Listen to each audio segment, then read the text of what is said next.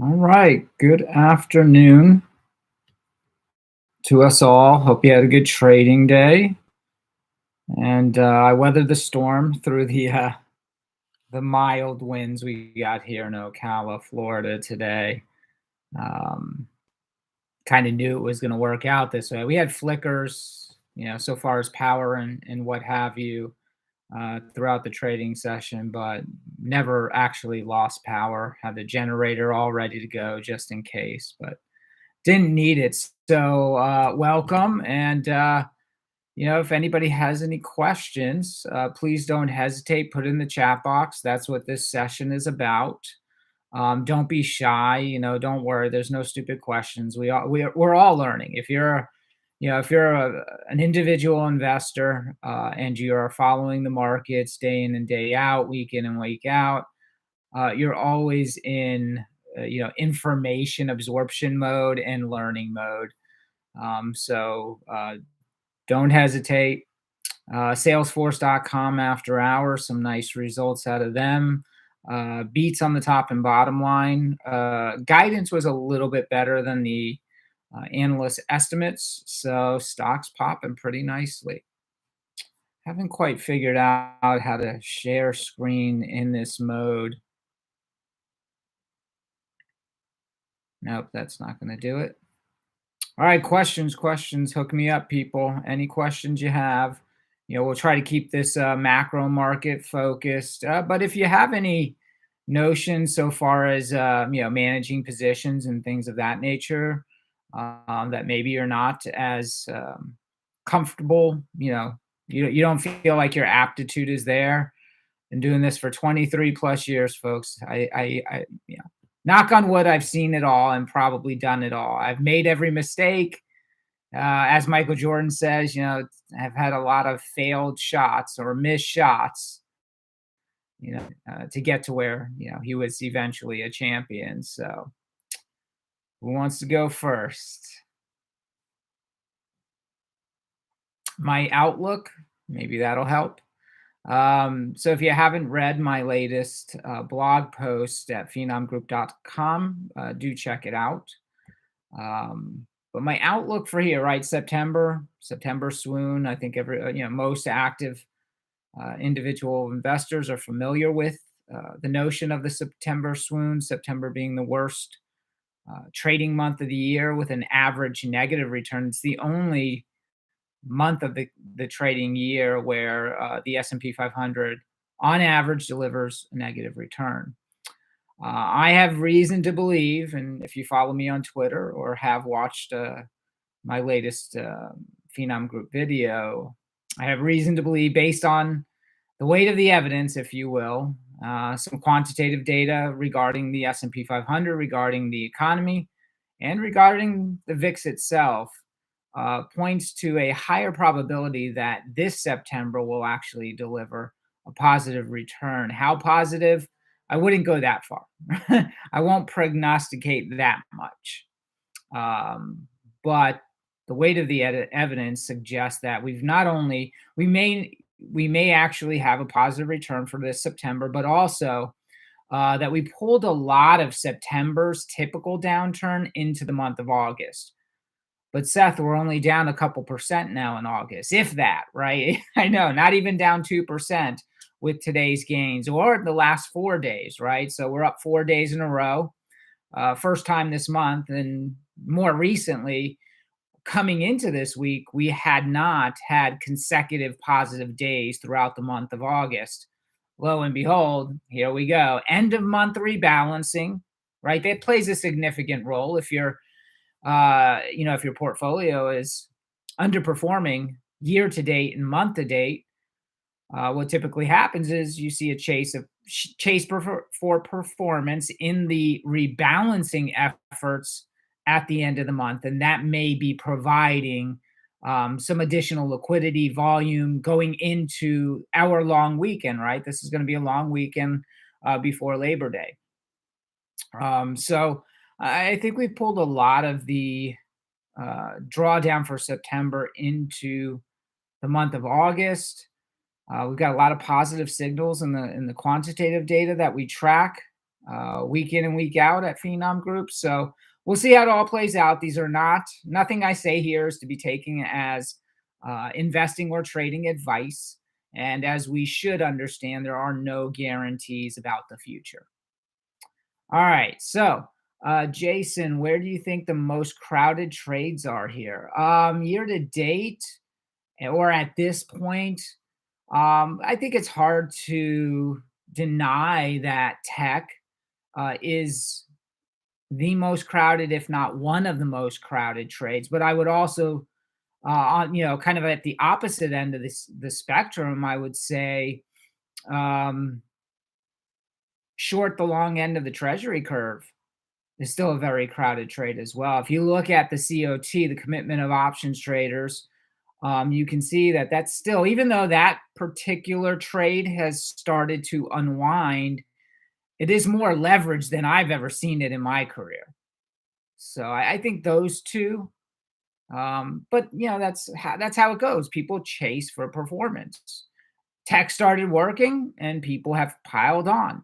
Treasuries year to date still have not worked. I think we're still down maybe a 0.5% on the 10-year bond at this point in the year. And keep in mind, this is one of those nuances that we've never seen before, or at least since the 1920s. We've never had 3 consecutive years, back to back to back years, where the 10-year yield was negative. It's one of the reasons why a couple weeks ago I had announced that I was going to be buying the TLT, and I did so. 92.50, I think, was my original entry. Risk, of course. This wasn't a recommendation even to Finom Group members. It was, when you look at the weight of the evidence, what are the probabilities that we'd have a down year, right? And we're very long into the two, long in the tooth so far as this year is concerned, and still only down about a 0.5% in that 10-year yield.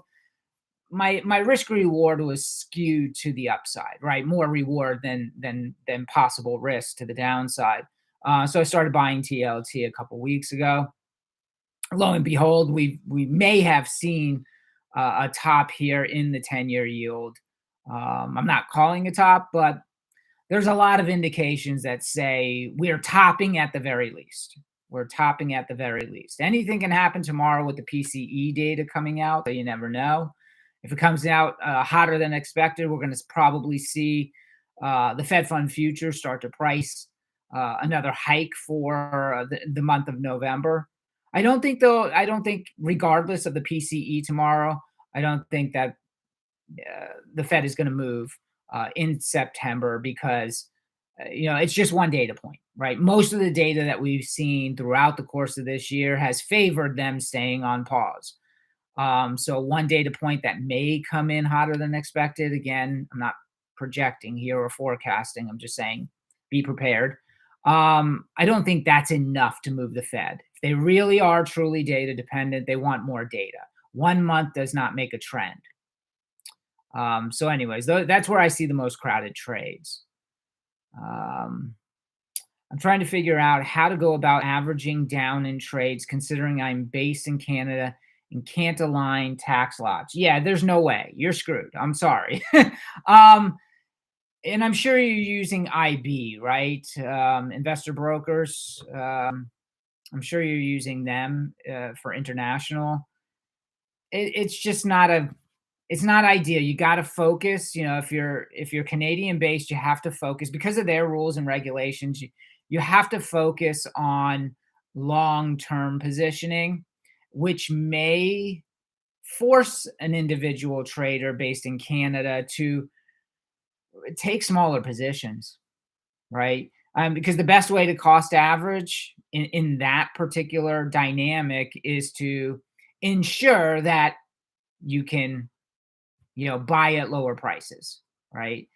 So here in the U.S., if somebody was going to, let's say, your average weighted position, long-term position in a portfolio is 1%. All right, I'm just throwing a number out there, keeping it simple, right? So you can average in 0.25% at a time.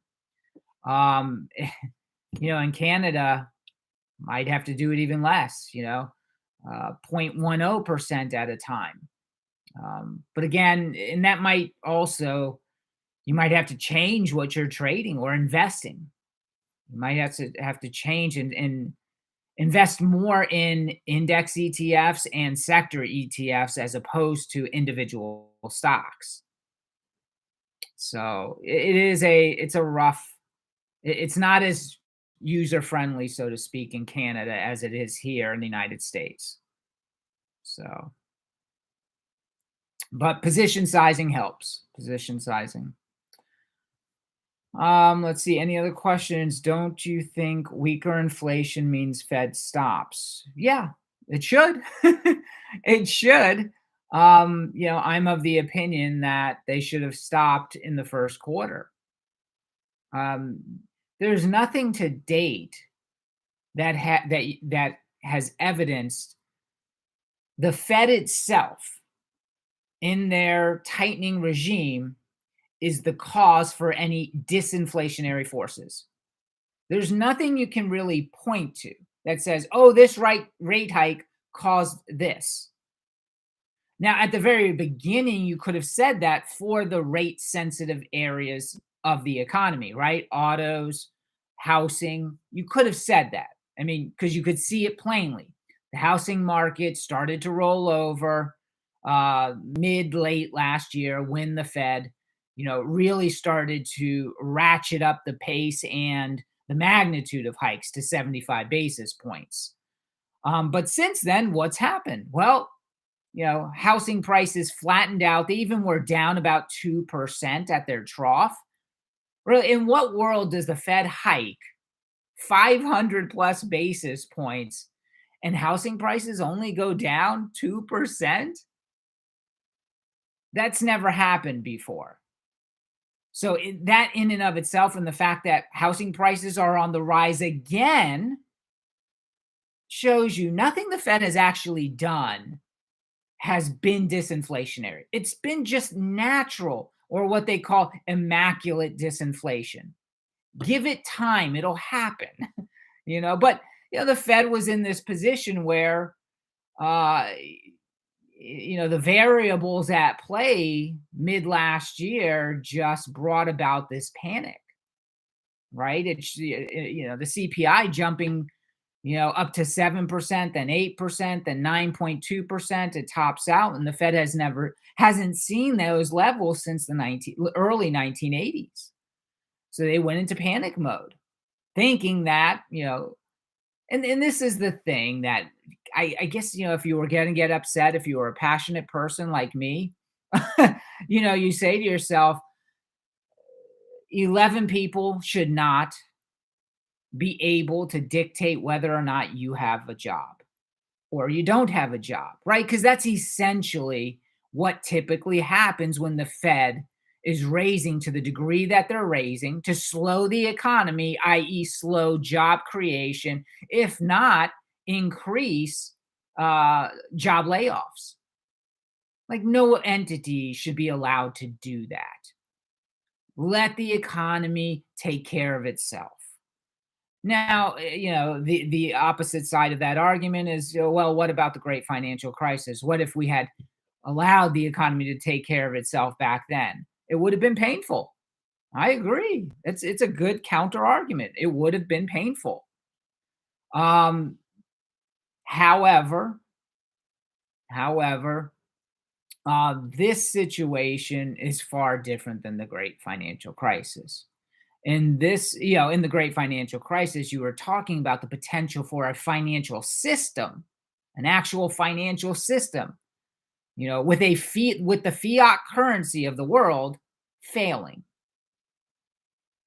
The ramifications of that are, I mean, you can only imagine.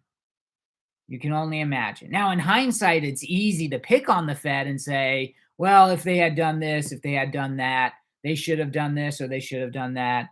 Too easy for too long, blah, blah, blah. That's easy to say in hindsight. The fact that you can say that in hindsight suggests that the Fed did a good job, because we are comfortable enough in our society, this far removed from the great financial crisis and the Fed's efforts, which were an experiment at the time, admittedly by the Fed itself, an experiment. The fact that we can criticize them to the degree that it's done, shows that, well, we call on them for every crisis situation. And then when we move beyond the crisis, we find this comfortableness that allows us to critique the way they made us feel comfortable again. It's a unique, display here in the United States, but it is what it is. All right. Any other stock questions, market questions, economic questions? Let me know.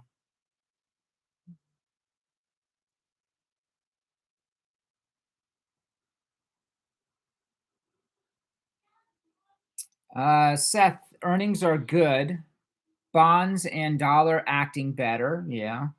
What else will cause a market problem? That which we cannot foresee, right? Isn't that always the case? It's the things that we can't plan for, right?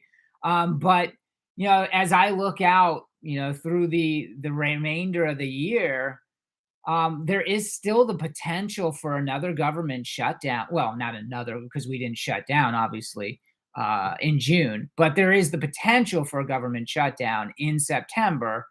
One for which, here and there, it's getting peppered right now, so far as the financial media coverage is concerned, suggesting that there's actually a greater likelihood that we have a government shutdown this go around. I hold a different opinion. I wish I had conviction in that opinion, but I don't. So the odds are 50-50. There, it's either going to happen or it's not. But in September, because that's as far as we kick the can down the road from June to September, we're back in this situation again. Pay your taxes, right? Because they're working hard for us. This is how hard they're working for us, right? They can't come up with solutions. Anyway, so that is one thing that could certainly upend the market, if only temporarily, because it's not going to be survivable. I mean, that'll get figured out. They will reopen the government, and life will go on. So, if I was, let me see if there's anything else. I guess it would have to be Fed driven. It would have to be Fed driven. So to your point, bonds are acting better. The dollar's acting better, and we are getting into a more seasonally favorable time period for treasuries. Keeping in mind that just like equity markets have seasonality, so does the bond market. So we're heading into a more seasonably favorable time for treasuries. Pension funds rebalancing in the fourth quarter, makes usually generates a lot more bond market appetite. But if we have a string, because I think at this point it would take a string of monthly CPI and PCE, hotter than expected prints, uh, to force the Fed to once again raise at least a quarter basis point, and that the market will look to be pricing in. Do you think QQQ has topped on an interim basis? No, don't. I could be wrong, right? I can't see the future, but I don't. When you say interim, I'm thinking 3 months. That sounds like an interim basis to me. I don't think it's topped. Um, I'm looking for higher prices. I'm looking for both the S&P 500 as well as the Nasdaq 100 to recapture the year-to-date highs within the next 3 months. Again, I could be wrong, but um, I can wait longer as well. So I don't think we're there yet. I think what we're seeing out of earnings, and that's the premise, right? The market follows earnings over time. It's not necessarily a one-to-one correlation in real time on a daily, even a monthly basis, but over time, the markets follow earnings. What we've seen from NVIDIA, what we've seen from the tech cohort, the FAMAG cohort, through the Q2 earnings season, and just today after the closing bell out of Salesforce.com, they beat top and bottom, had better than expected guidance. These all lend themselves favorably to higher prices. And the common pushback would be, what about the price to earnings multiple? And I would, as I always say, for those of you who know me, you worry about valuation, I'll worry about allocation. Those who focus on valuation often, yeah, they're missing the forest for the trees. You focus on valuation, I'll focus on capital allocation. Um, Good question, though. All good questions. Thank you, everybody. Let's see. How do you feel about volatility dropping? Nothing wrong with it, right? That's a great atmosphere. It speaks to the regime. We went from last year being in an elevated volatility regime to this year being in a lower volatility regime. Now, let's not confuse, right? I said lower. I didn't say low volatility regime because we are still above the mode reading in the VIX all year, pretty much all year long. We did briefly touch the mode. What is the mode? The mode VIX reading since 1990 is about 12.5 or 1250, right? That's all. The mode is where the VIX hangs out the majority of the time. It spends the most of its time around the mode. And again, the pushback there that I often hear for those who don't, study the VIX, the volatility complex, is I thought it was a mean reverting it. No, it's not a mean reverting instrument. I'm sorry. That has been a gross dereliction of duty from those who portend to be volatility market experts. The mode is where the VIX aims to settle the majority of the time. It spends 9 to 10% of its time in the 1250 range historically. So being above that, which we have been on average all year long, suggests that we are in a lower volatility regime relative to last year, but still not a low volatility regime.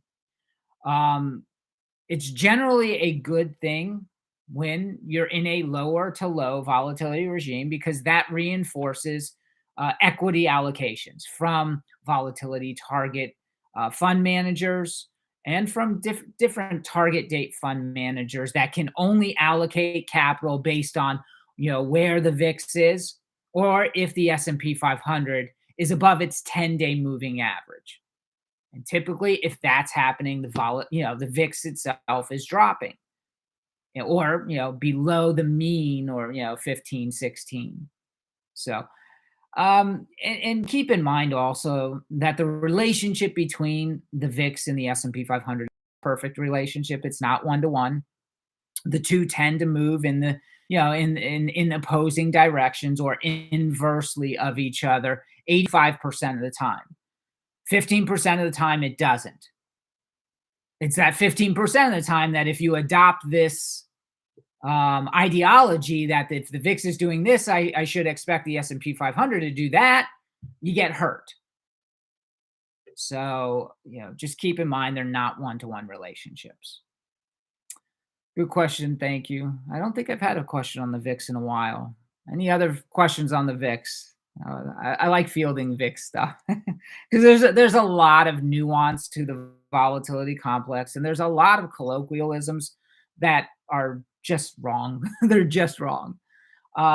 Sam, how long do you anticipate this late cycle phase within the existing business cycle to last? And how do you go about analyzing allocations and return probabilities within a business cycle? Very good question. A loaded one at that.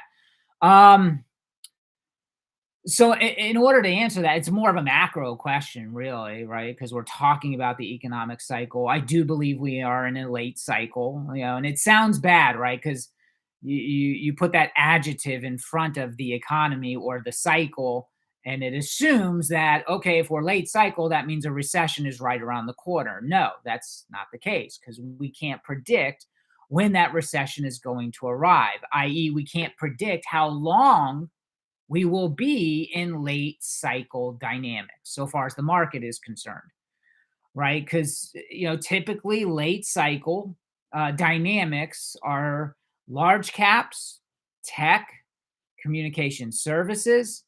That's what outperforms. That's what we're getting this year. That late cycle dynamic where those areas of the market outperform. What underperforms?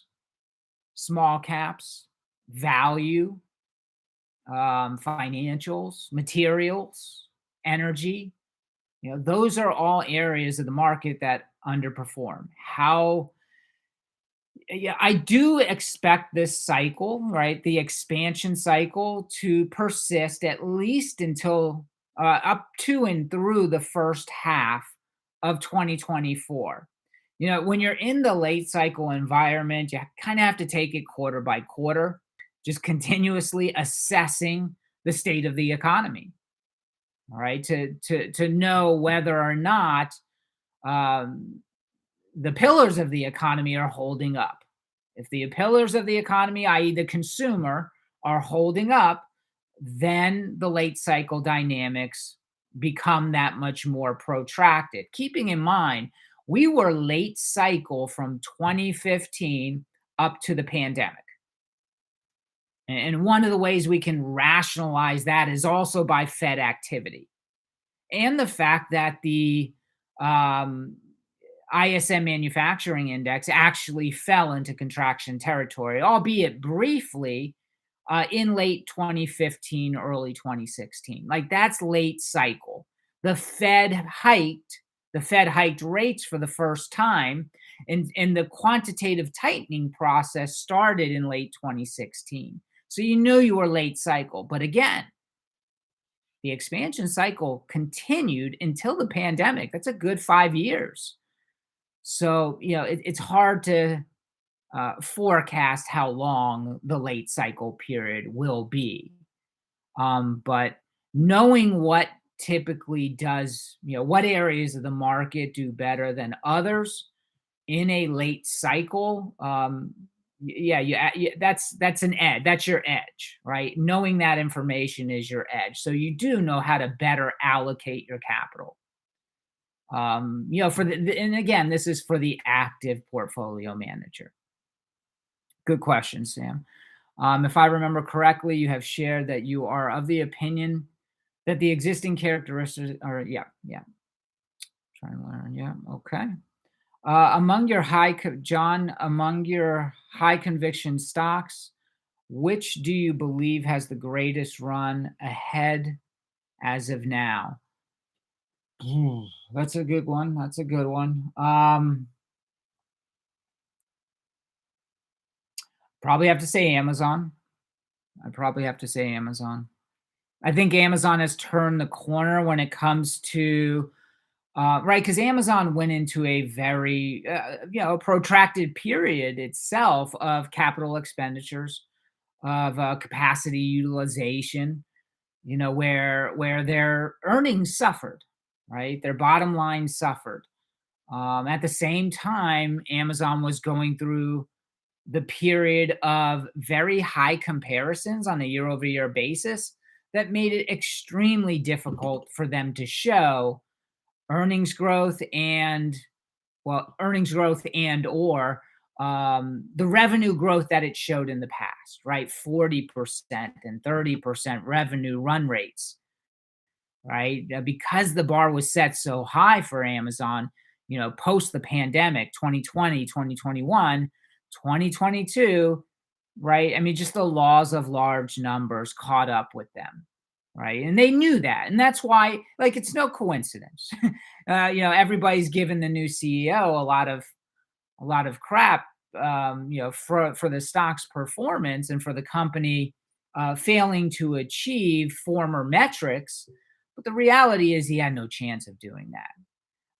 And I believe the smart thing to do was, to say, hey, look, if we're not going to deliver on these investor expectations for plausible reasons, why don't we do some additional capital expenditures?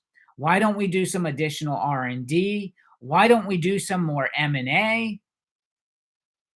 And then when we've lapped or anniversaried those really tough comparisons, the stock troughs, we've set now a low bar expectations. Well, we can jump over that. And I think that's exactly what the executives at Amazon understood. That's why they were spending so much over the last 18 months coming into this year. And now the company has this opportunity where it can jump over the low bar, exceed and analyst expectations, which they have already done in the first 2 quarters of the year. Hence, the stock has been rewarded for it. But I think there's a runway here. I think there's more runway. I have conviction, to use your word. I have more conviction that there's a longer runway in this outperformance for Amazon.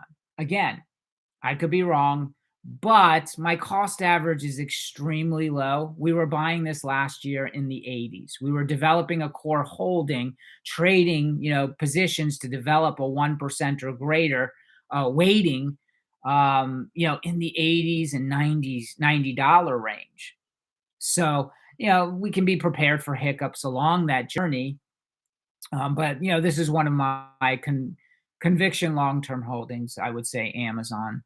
Runner up might be Visa as a runner up. I think that one has a long runway as well.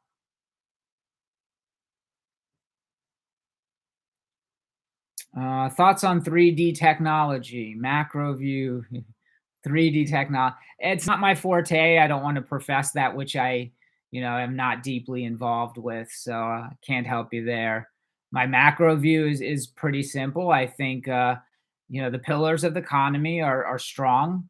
I think we're also getting. So I talked about the consumer. I talked about household balance sheets being very strong, corporate balance sheets being very strong.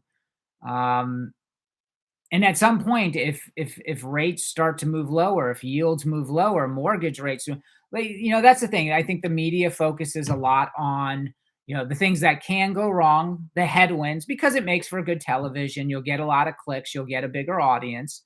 But we don't spend a lot of time talking about the things that could go right. What are the tailwinds? We always hear the media talk about the headwinds. We never hear them talk about the tailwinds, right? The main focus here lately is, oh my gosh, the weakness in China. How is that going to affect U.S. domiciled companies doing business in China? Let alone the potential travel that doesn't happen from China, internationally.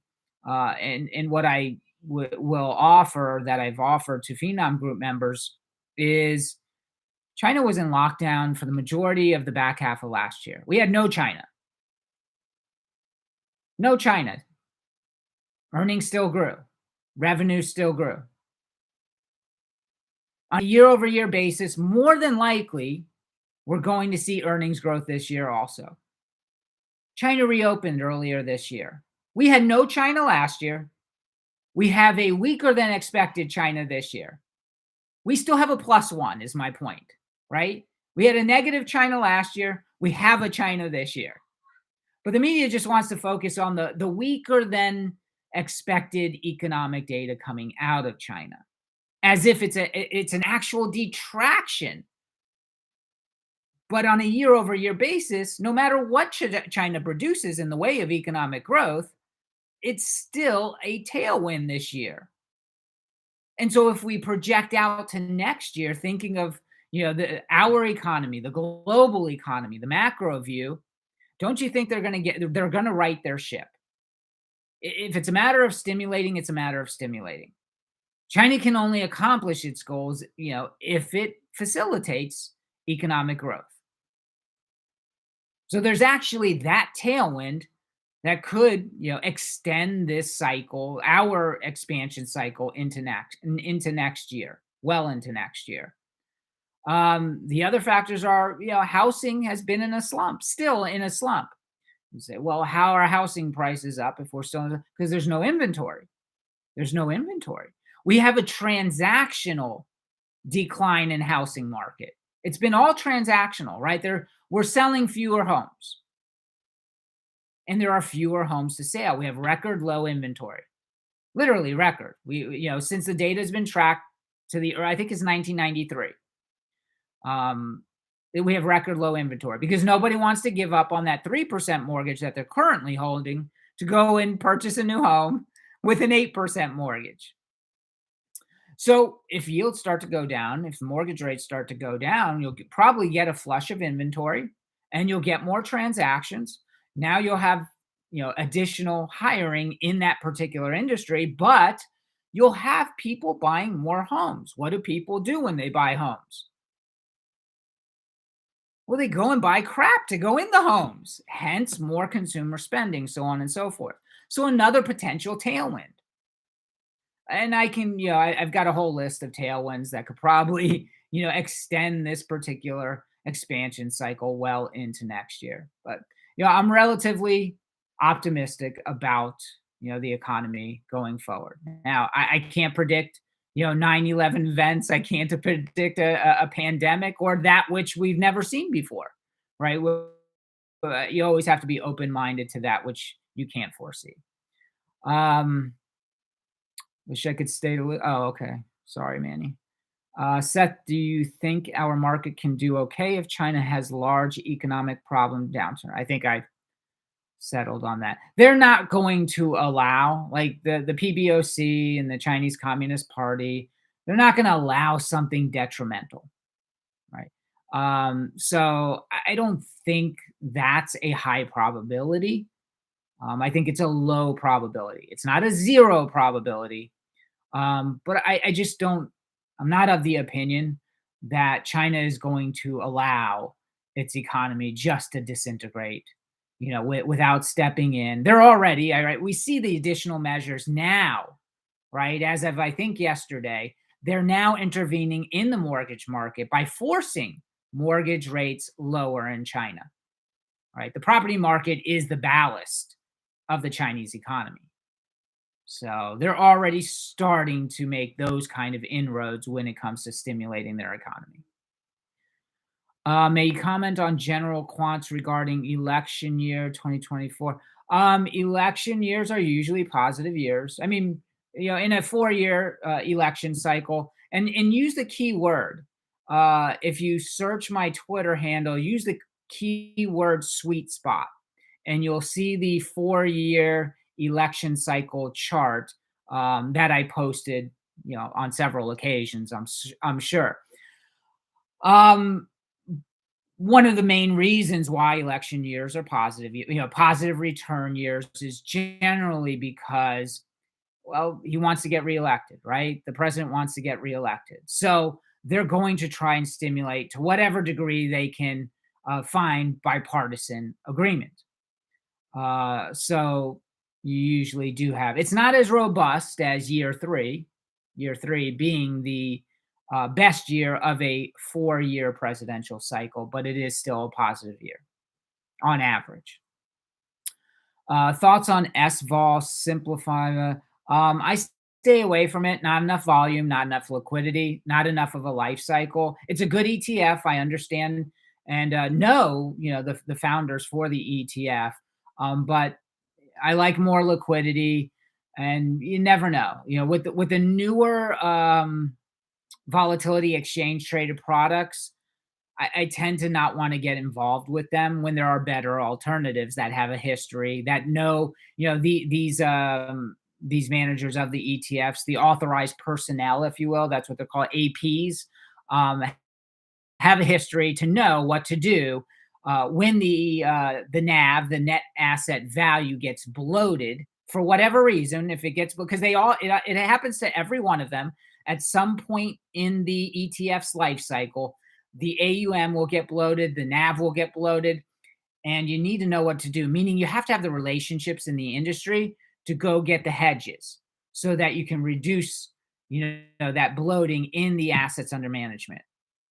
If with these newer ETFs, I can't guarantee somebody that these folks have in other words, they all get bloated at the same time. It's usually around a volatility event of sorts, and I can't guarantee that SVOL is going to be first in line. It's going to be priority first. There's going to be priority, and that's relational.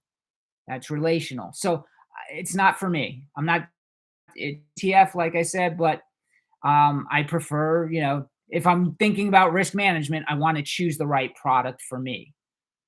So, Is fiscal spending offsetting the tightening at the Fed in terms of investment liquidity? And who is benefiting the most from this most recent round of government spending? The private sector, definitely. I mean, roads, bridges, infrastructure. Uh, but yeah, I mean, there is a goodly amount. It's not as much as the financial media likes to make it sound, the Fed is actually fighting, the federal government, our legislature, the Inflation Reduction Act, the infrastructure spending bill, the CHIPS Act. The Fed is fighting that. It's not to the degree that the media makes it out to be. The reality is, most of of all three of those legislatures, um, they're very narrow. Well, especially the Chip Act, it's very narrowly funneled. So in terms of who's benefiting the most, we know that the semiconductor industry, the fab industry, is benefiting the most from that one. I mean, that's kind of a no brainer. Who's not benefiting from the Inflation Reduction Act? I think we've heard about that this week, and that is the biopharmas. They're being called to the podium finally, and maybe they should, right? To start debating and negotiating pricing for certain drugs. Maybe this should have happened a long time ago. I'm not going to get on a soapbox and make this political, but that those are some of the nuances around who's benefiting and who's not, who's being adversely affected. But to streamline and answer your question more succinctly, there are some offsets, that are being provided by the fiscal spending, with respect to the potential impact that was supposed to be from Fed tightening. But the other aspect is, we've never had corporate and household balance sheets this strong. And the main way to look at it is a household debt obligations to disposable income level. They've never been at these levels in the history of our nation, right? So how much, that's the thing. That's why we can look at fiscal spending and we can take headlines and we can take media narratives and just make that to be the absolute, when the reality is, household spending has held up very nicely. Their balance sheets are in the best shape that they've been in the history of the data. Corporate balance sheets are in the best shape in the history of their data. How much of that is offsetting higher rates? This has been the thing that I've preached with Finom Group, for the last 2 years, which is, okay, I can't buy that house. That's fine. I still have a lot of cash, or what they call demand deposits. Demand deposits are at the highest level in history. That's essentially your savings, your checking, your money market funds. They're the highest level in history. So maybe I can't buy that, or I shouldn't buy that house because of a 7%, 8% mortgage. I've got all this money now, I can spend it on other crap. I can make more trips to Walmart. I can take that flight to the Bahamas. I mean, think about it. We've spent more on the service side of the industry because we've made smarter decisions and our balance sheets are that strong. We can spend more on hotels, hospitality, and leisure.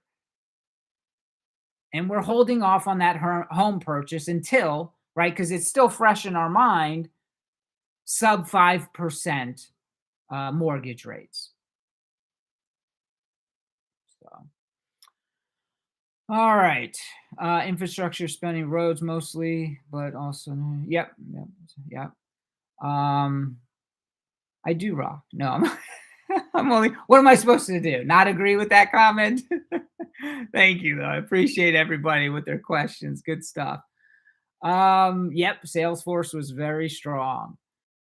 What's your take on tax season effects on the market? That's an every year thing.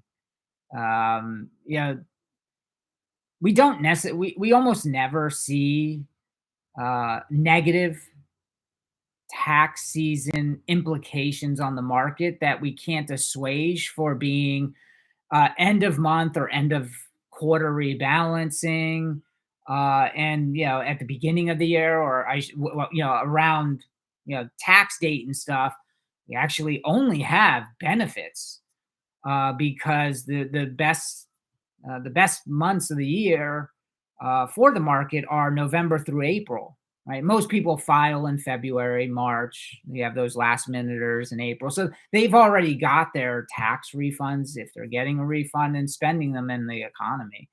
So I don't know that there's ever been, any big correlation between, taxes and market, reaction. And focusing on one state, I don't think is going to be an issue. Just my opinion. I don't see that as being, a focus for investors. I consult with hedge funds, and that's not something that is, in our, that we talk about in weekly meetings or anything like that. So I don't think there's going to be much there. Set year-end targets for the S&P 500. You tell me yours, and I'll tell you mine. um, my price target was already achieved. Um, and I think I did openly say so. If you're not a Finom Group member, you're getting some inside info here. I think I did openly state, with Finom Group members, I'm not going to put a new price target out there in publication, in our weekly macro market research reports. But I've alluded to the belief that I think we see at least 4,700 by the end of this year. So we came into the year with a 43.75 price target, right? We were one of the most bullish on the street. And that was achieved, I think, by June. And obviously, we went higher, 4,600, checking back into the 4,300s recently. But within this consolidation period, I've discussed, openly, that I believe the S&P 500 can achieve 4,700. Is there a possibility it can get back to all-time highs by the end of this year? Absolutely. Keep in mind, if the inflation data does prove favorable consistently, the rest, with tomorrow's PCE, and then we get into the CPI and PPI in a couple of weeks as well for the month of August. If these data sets prove favorable, right, either inline inflation expectations, if not softer than expected, the Fed's done. The Fed's going to remain on the sidelines. And then what's actually going to be the downside catalyst, right? We seem to, when the market's correcting, we're more than able to consider the downside catalyst. For whatever reason, our minds go blank when the market is going higher, right? We forget about downside catalysts. But that would be one. The Fed still being in the picture could be a downside catalyst, but the data is going to guide us. And if the data comes in consistently favorable, meaning it keeps the Fed on the sidelines, then you're in November with earnings season, Q3 earnings season. And for those of you who have been tracking or monitoring, I should say, the Atlanta Fed GDP data, I mean, you've seen what has happened there.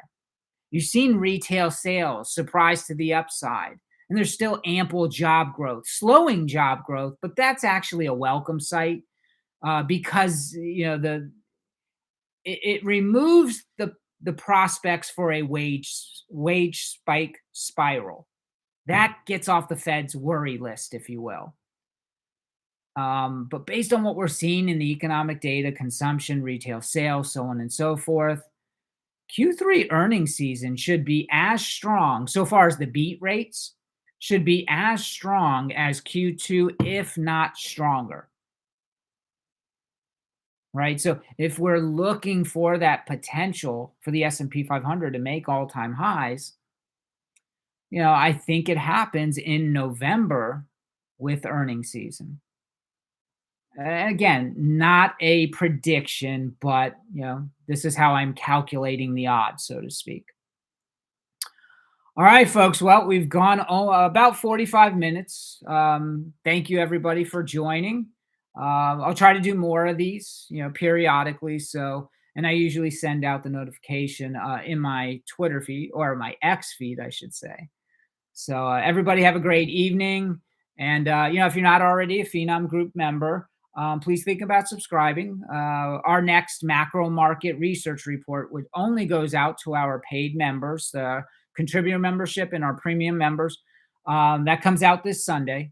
So if you want more detail, if you want those charts, if you want that quantitative data that is undeniable that you see sometimes in my Twitter feed, get your subscription today. Take care, everybody. Be safe, and I'll see you out there.